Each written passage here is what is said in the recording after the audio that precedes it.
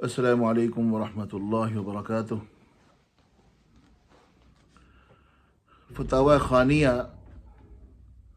صفحہ نمبر 678 پر ایک حدیث مبارکہ دل چاہا کہ آپ کو بھی سنا دوں، اور عمل کی نیت سے سناؤں گا انشاءاللہ، اور تمام سامعین و ناظرین بھی انشاءاللہ عمل کی نیت سے سنیں گے اور پوری بات سن کے سمجھ کے اس پر عمل بھی کریں گے انشاءاللہ، بہت سارا فائدہ ہوگا۔ حدیث مبارکہ کیا ہے؟ امام الانبیاء آقا دو جہاں سرور دو عالم صلی اللہ علیہ وسلم کا فرمان کہ انسان مسلمان ہو، مرد ہو چاہے عورت، رات تراویح کے بعد جو وطر پڑھے جاتے ہیں یا عشاء کی نماز کے بعد وطر پڑھے جاتے ہیں، رمضان المبارک کا مقدس مہینہ آ رہا ہے،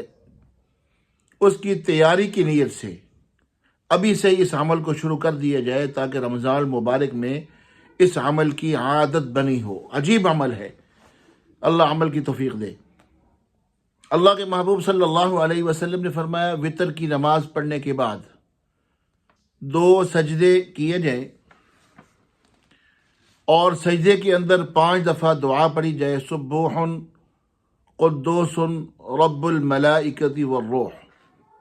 سبوح قدوس رب الملائکۃ والروح، اس دعا کو 5 مرتبہ پڑھا جائے،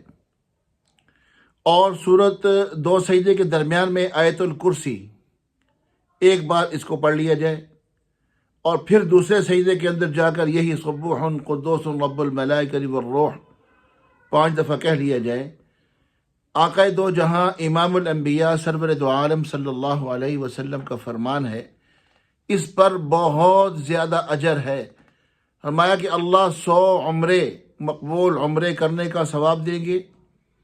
100 حج کرنے کا ثواب دیں گے، 100 غلام آزاد کرنے کا ثواب دیں گے، اور اللہ اس کی دعا کو، جو یہ سجدے کر کے اس انداز سے دعا پڑھ رہا ہے،